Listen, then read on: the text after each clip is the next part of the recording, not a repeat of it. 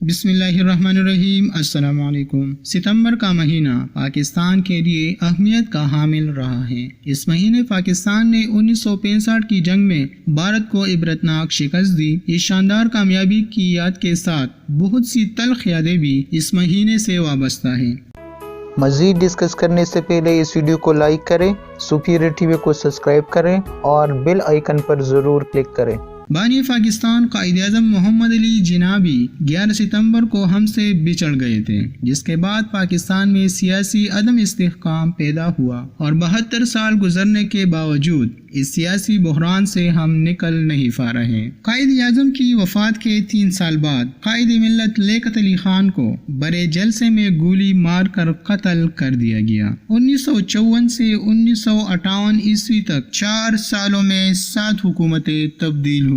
امریکہ میں world trade centre پر حملہ بھی 11 ستمبر کو ہوا تھا، جس کے بعد دنیا کا نقشہ ہی بدل گیا۔ امریکی صدر بش نے امریکی مسافر طیاروں کو اغوا کر کے ورلڈ ٹریڈ سینٹر سے ٹکرانے کا الزام القاعدہ کے سربراہ اسامہ بن لادن پر لگاتے ہوئے افغانستان میں برسر اقتدار طالبان حکومت سے ان کی حوالگی کا مطالبہ کیا۔ طالبان نے امریکہ سے حملے کا ثبوت مانگا تو اس نے طاقت کے نشے میں دت ہو کر افغانستان پر یلغار کر دی، طالبان حکومت کا دڑن تختہ کر دیا۔ تب سے اب تک افغانستان میں سیاسی استحکام نہیں آ سکا۔ خانہ جنگی پر قابو پانے کے لیے امریکہ اور نیٹو کے فوجی افغانستان بھجوا دیے گئے۔ پاکستان کو بھی طوعاً و کرہاً امریکی اتحاد میں شامل ہونا پڑا۔ دہشت گردی کے خلاف نام نہاد جنگ میں ہمارے 80,000 سویلین، فوجی اور پولیس کے جوان شہید ہوئے۔ اربوں کروڑوں کا مالی نقصان اٹھانا پڑا، مگر امریکہ ہم سے پھر بھی ناراض ہی رہا اور ڈو مور کا تقاضا کرتا رہا۔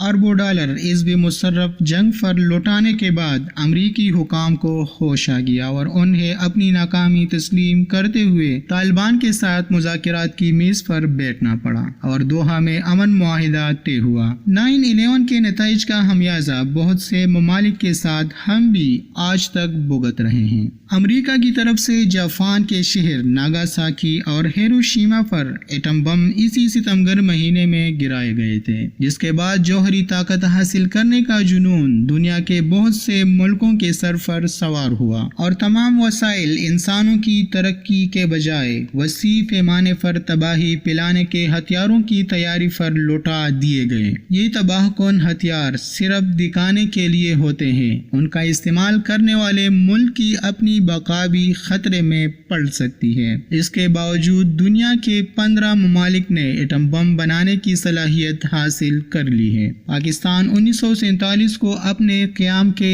1 ماہ بعد ستمبر کے مہینے میں ہی اقوام متحدہ کا رکن بن گیا۔ ستمبر کے مہینے میں میجر عزیز بھٹی شہید ہوئے۔ معروف افسانہ نگار اشفاق احمد، مایہ ناز فنکار لہری، گلوکار اسد امانت علی، نامور قوال مقبول احمد ساوری اور پنجاب کے سابق وزیر اعلیٰ غلام حیدر وعین بھی ستمبر کے مہینے میں وفات پا گئے۔ پاکستان کی بڑی سیاسی جماعت پیپل پارٹی کی بہت سی تلخ و شیریں یادیں ستمبر کے مہینے سے وابستہ ہیں۔ پیپل پارٹی کے موجودہ شریک چیئرمین آصف علی زرداری نے 9 ستمبر 1908 کو صدر کی حیثیت سے حلف اٹھایا۔ بینظیر بھٹو شہید کی والدہ بیگم نصرت بھٹو 21 ستمبر 1929 کو ایران کے شہر اصفہان میں پیدا ہوئی۔ ان کی 8 ستمبر 1951 کو ذوالفقار علی بھٹو کے ساتھ شادی ہوئی۔ بھٹو کے بڑے فرزند میر مرتضیٰ بھٹو 18 ستمبر 1954 کو پیدا ہوئے۔ 20 ستمبر 1996 کو میر مرتضیٰ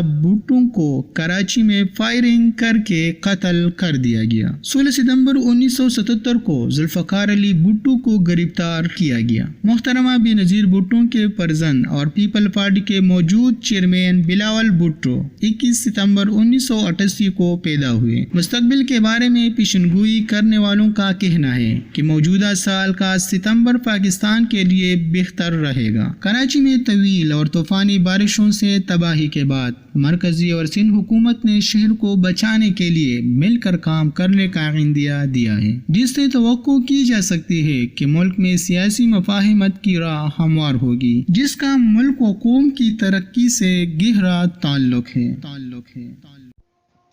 دوستو سپیریئر ٹی وی کو سبسکرائب کرنا نہ بھولیں، اس ویڈیو کو شیئر کریں اور کمنٹ باکس میں اپنے رائے کا اظہار ضرور کریں۔